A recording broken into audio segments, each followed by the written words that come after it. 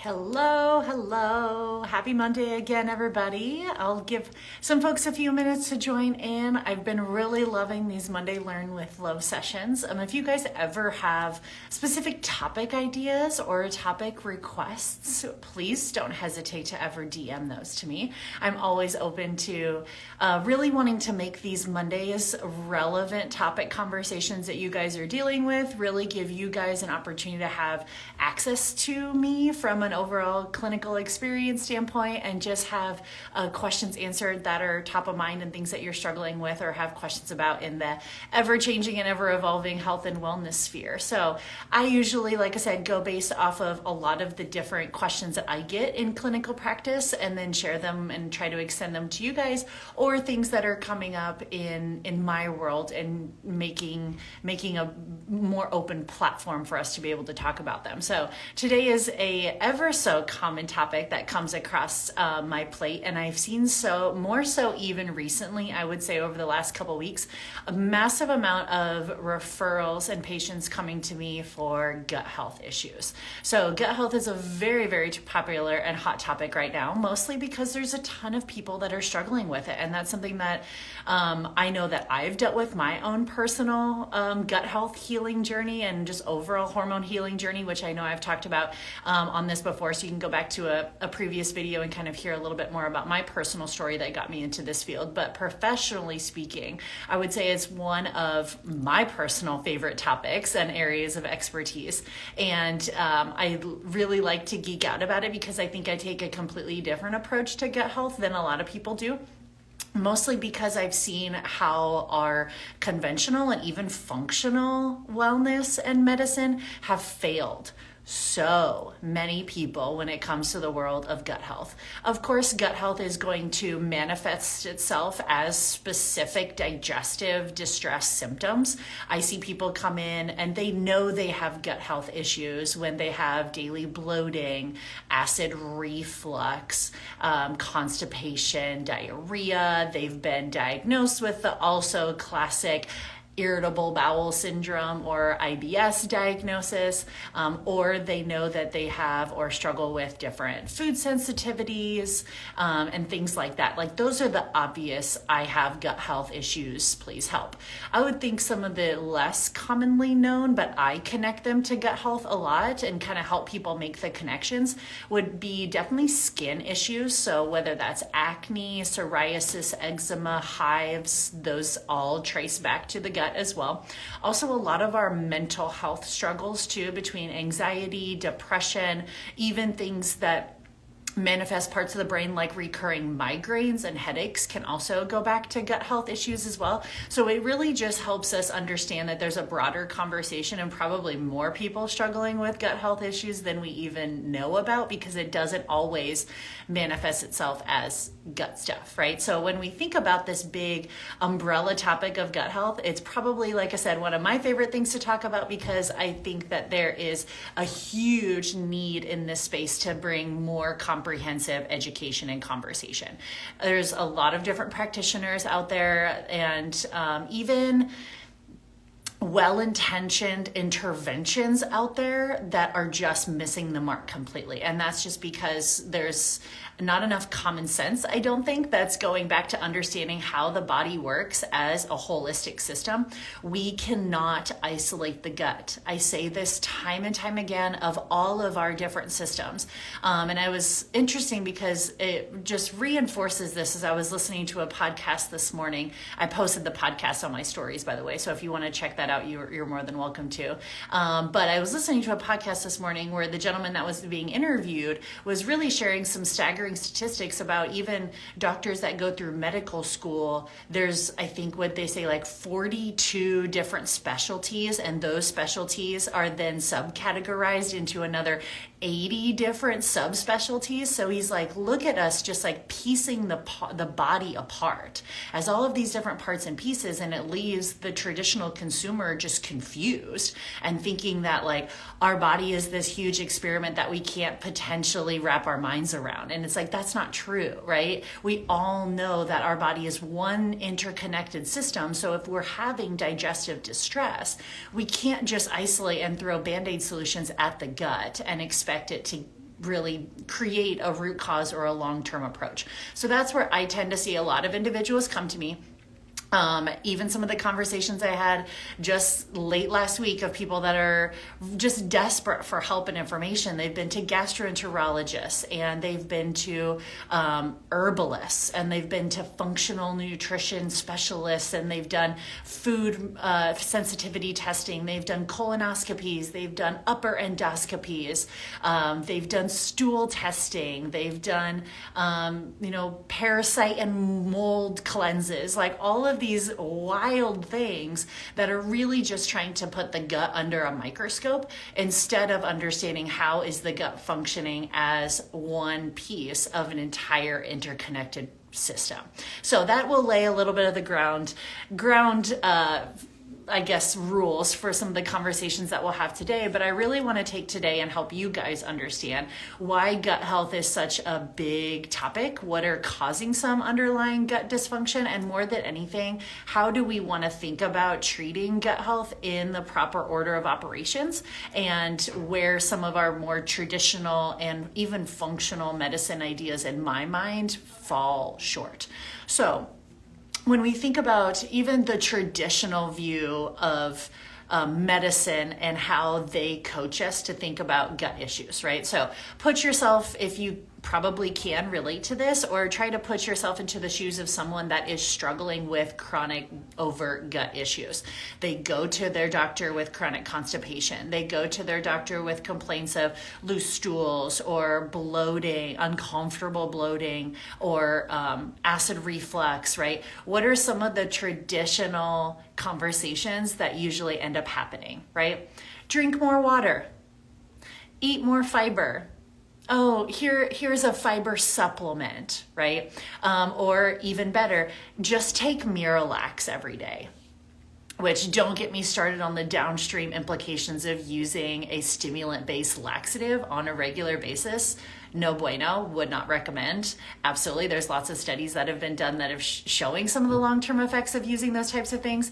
Or they even are quick to prescribe something like an antibiotic, which we know that our gut is supposed to have a diversity of bacteria, so we can't just go in and like willy-nilly just use antibiotics to treat bloat, right? It's like we need a very specific time and place to be using antibiotics.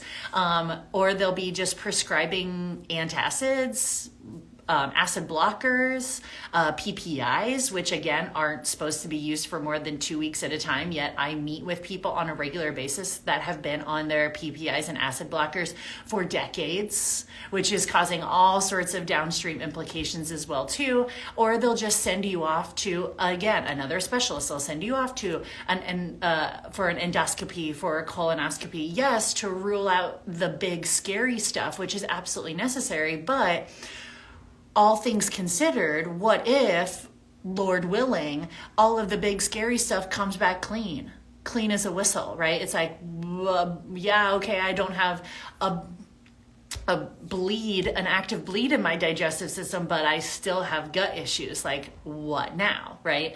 Or then we get that overall blanket diagnosis of you have IBS, right? Irritable bowel syndrome, which really isn't even a diagnosis. It's just a cluster of different symptoms. And it's like, hey, sorry, we've kind of maxed out the different testing and procedures that we can do for you to rule out a different diagnosis. So IBS is usually one of those diagnoses of exclusion, meaning you don't fit the bill for anything else, so here's IBS, right? And then it's like, there's not really any strategies to help that individual put an IBS into remission or to understand that that's something that can be reversible, right? So then people that get burnt out of a traditional approach, they might seek out more of a functional medicine approach. Call it more of your like woo-woo medicine where they're a little bit more off the grid, thinking a little bit more holistic and more root cause.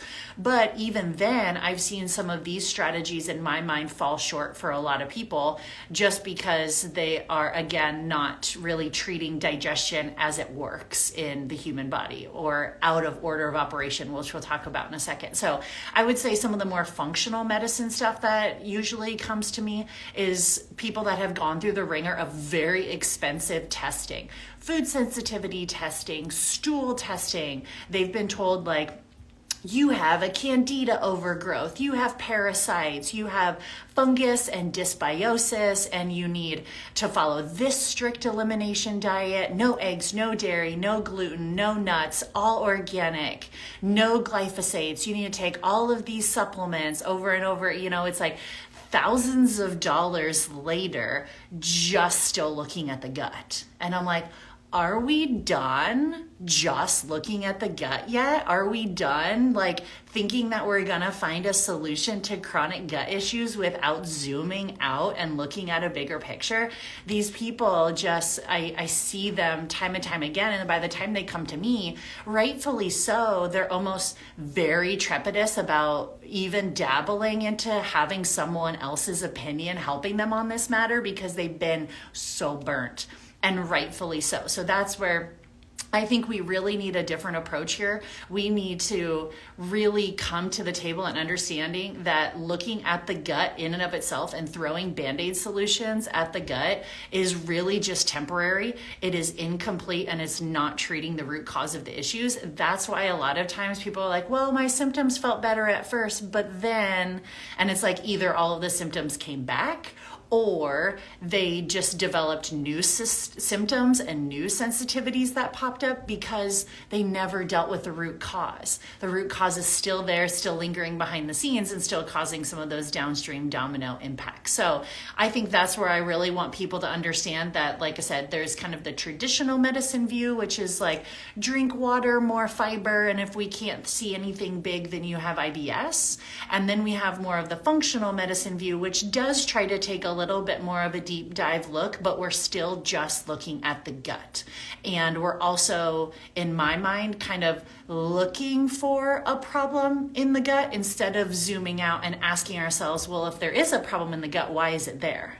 Why is our gut an opportunistic place for these things to be growing that shouldn't be growing in our gut?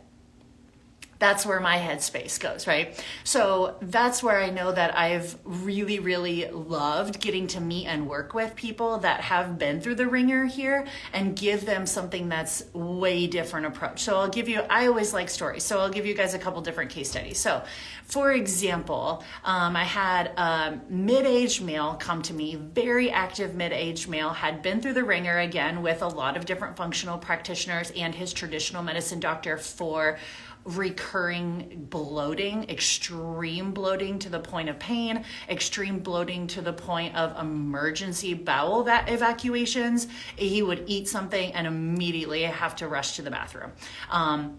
So having some of these gut issues that then by the time we talked, it was like greatly impacting his quality of life. He was nervous to eat outside the home. He didn't want to travel. He had a wife and a young family, and he's like, I'm the one that's holding us back from traveling because like I'm so terrified to eat outside the home. I have no idea if I'm going to have another event. I go to this doctor and she, took out almonds and sesame seeds and eggs and gluten and dairy, and like his list went on and on and on. I was like, oh my gosh, like you're eliminating all of those things? He's like, yeah, I'm trying.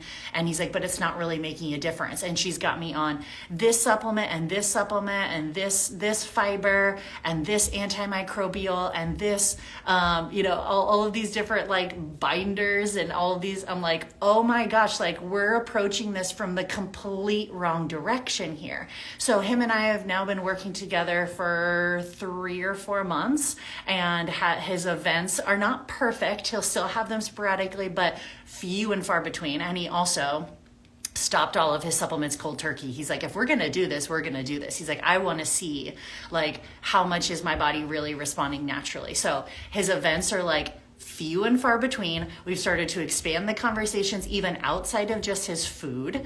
We started to expand him into his lifestyle, into his entire, his work-life balance, into his exercise, into his mental health. Like we've gotten to talk about some big, big things, and that has made the difference for him.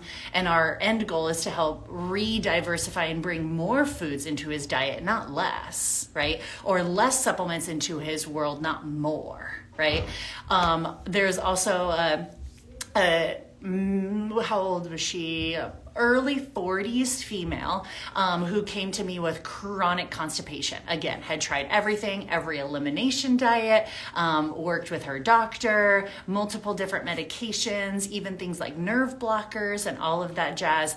And she was just at the end of her rope. She felt so miserable and couldn't figure out a routine. Same idea. I came in and I was like, I'm going to take a completely different approach to this. Are you ready to make this ride with me? And she's like, yes. Within 3 months, kid you not, probably closer to like 8 to 10 weeks, she was like, Lauryn, I've had a bowel movement every single day this week. I'm like, bless, right? And it's like, I'm not shy about talking about poop with my people. Like, tell me that your quality of life, tell me that you don't feel skinnier on the days where you're taking a bit of bowel movement every day. I just think that there's so much normalcy built up around like, oh yeah, I only take a bowel movement like a couple times a week. I'm like, that is not normal. That is not normal. Like, yeah, I've always done that though. Even when I was a kid, I was like, I don't care. That's not normal, right? So just understanding that yes, our gut health issues can show up in the gut, but they can also show up systemically, and you'd be surprised how many times like gut issues really impact someone's overall quality of life, even their like experience of like travel and social events outside the home and body image issues. It runs deep, right? So when we think about I would say the biggest holes when it comes to overall gut health management in general is we completely go ass backwards to how the body actually works. So follow me here as we take a little bit of an anatomy lesson, but I think you guys will appreciate and it'll kind of click, right? You're like, oh yeah, at the end, like that makes sense. It should make sense. This is how the body works, right? So we treat it and we move in alignment with the body. So when we think about digestion is a north to south process. And what I mean by that, some other people call it like a top to tail process, right? It starts in your brain. Yes, digestion starts in your brain. You look and see food, you smell food, you start to salivate, right? That's what we call the cephalic phase of digestion. Your body is already like, ooh, I smelled food. Ooh, I see food. She must be preparing to eat. I'm going to go ahead and start that process for her. So you see food, you smell food, and you start to salivate. Your stomach acid production starts to go up. Your pancreatic enzyme production starts to go up. You even start to see the body preemptively start to get insulin out into the system, even just seeing and smelling food, right? So that's good. That's the cephalic phase of digestion. So it starts in the brain. Now, think about though our world as it stands today and how like I call it like microwave culture, right? We're like working, doing, running, and then all of a sudden it's like and like food comes into our face and our body's like, what the hell? Like, where did that come from? Like, you were just working a second ago and now like there's like a granola bar like shoved into our face, right? And we're like, oh God, I'm so bloated. It must have been the granola bar. I'm like, was it the granola bar? Or is it the fact that we're doing everything at 1,000 miles a minute and shoving food into our face when our body like wasn't even anticipating food at all? Or the fact that we've like lost touch with even just like cooking food, right? That whole process of cooking food and being around food and cutting and chopping and smelling food, like that is preparing your body for digestion. And now here we are, we're like running, driving. And it's like, skirt, I got like a full meal in my lap and it's in my stomach. And your body's like, wait a second, like where did that even come from, right? We're so like into like fast culture, fast food, like DoorDash, like there's no of that cephalic phase response, right? So we have to understand that there's so much of digestion that just starts with the brain, right? Then it goes to the mouth, right? Slowing down, chewing our food, like breaking apart our food, not drinking all our meals, right? Your protein shakes are not a meal, right? Let's just ditch that right now. It's like we want to chew our food. There's a huge response of digestion just chewing our food properly, right? Before it even gets to the stomach. Then we want to deal with the stomach and stomach acid production. Your stomach should be acidic. Our stressful world, poor diet, poor lifestyle, poor sleep, over-exercise, diet culture, under-eating, low fiber, low carb approaches, low protein approaches, crappy protein approaches, you name it, all decrease our stomach acid production over time. And then we're left with things like acid reflux. Yes, acid reflux is a sign of low stomach acid, not too much stomach acid. So your PPIs are really just kind of exacerbating the issue. So we have to address low stomach acid, and we also have to address like gallbladder activity, right? If we have gallbladder issues, it's not just one of those like, oh, let's just yank it out, it's a disposable hormone. I'm like, no, that's very important. Like your bile salts are important for getting toxins out of your body, for getting hormones out of your body, for emulsifying and absorbing fats, which carry fat soluble vitamins like A, D, E, and K. It's like your gallbladder is not just a disposable organ. Like if we're having issues there, let's fix it, right? Let's correct it. Then we can think about, okay, we have the brain, we have the mouth, we have the stomach, we have the gallbladder, we have the pancreas. Then we have the small intestine. Then we have the large intestine, right? But so now that you're following this, you're like, oh, so most of our traditional understanding and treatment of gut issues is a south to north approach. We're thinking about the lower gut before we've even thought about the upper. It's like, yeah, you can't treat digestive issues backwards, right? You could throw all of the probiotic and fiber supplements and parasite cleanses and candida and mold detox and probiotics and glutamine, low FODMAP diet, food sensitivity testing, like all of those things are just focusing on your lower gut, like the small or the large intestine. If we have dysfunction in the small and large intestine, ask yourself why. Where is it coming from? What's promoting the dysbiosis? What's promoting the slow motility? Why am I getting undigested food particles in my small intestine that are lighting my immune system up like a Christmas tree? And no matter what I eat, I seem to have an immune response to it. It's like, is it the food or is it your gut? Right? It's like we have to make sure that we're taking a more comprehensive view and honestly the right order of operations if we want to create a positive domino effect forward versus just slapping band-aids on top of gut health issues. So anytime that we're trying to manage the gut by focusing on the lower end of the gut, band-aid solution, right? I don't even talk about the lower end of the gut until we have the top down managed first, because guess what? Most of the time when I manage the brain or I manage the mouth or I manage the stomach and I manage the gallbladder and I manage the pancreas, most of the lower gut stuff fixes itself. It's like, oh, so when my stomach is actually acidic, I can actually change the pH balance of my gut and candida doesn't thrive. It's like, yeah, it shouldn't be there in the first place. And it can only thrive when the environment is just right for it, right? So we have to understand that there's bigger picture approaches here. And it's not one of those things of just looking at the gut. We have to take a top-down approach. We have to understand that the digestive system is a muscle. We have to work it as a muscle. It has nerve fibers that innervate it. And guess where those nerve fibers come from?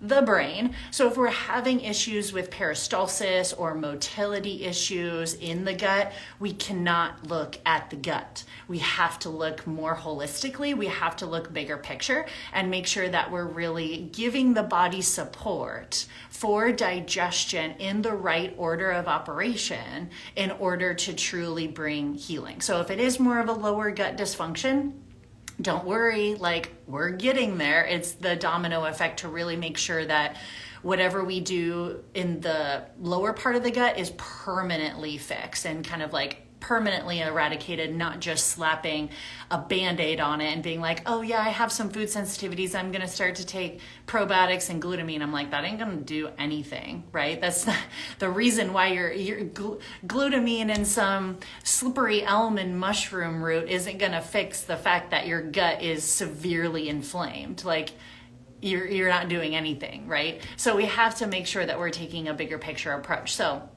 that's where I think, like I said, my coaching and my philosophy comes in a lot differently. I see and value things that the traditional medicine world is subscribing to. Is water and fiber diversity and consumption important?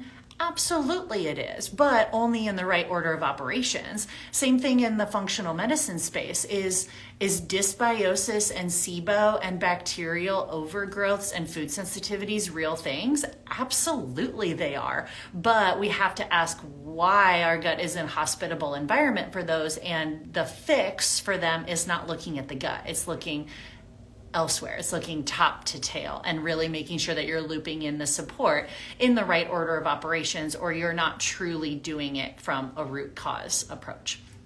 So this is where, like I said, we want to kind of really loop in things, like I said, the right nutritional therapies, the right lifestyle considerations. This is going to come into all sorts of different facets, not just the food. So if you have been struggling with chronic gut issues and you've kind of felt like you relate to this a little bit, maybe you have a friend or a family member that can kind of relate to this too, where they've been chasing their tail, looking for a solution that doesn't just feel like, oh, well, I felt better for a couple months and then, oh, well, I felt better at first and then, and it's like not a surefire fix and they're still dealing with issues. If this feels like you or this feels like a loved one, please don't hesitate to reach out. Also, feel free to pass on this video to them so that they can start to think about things a little bit differently. But I always want to come in with a big dose of education so that you can really follow my approach and make sure that, again, you relate to and understand how it feels different than what you've tried before, because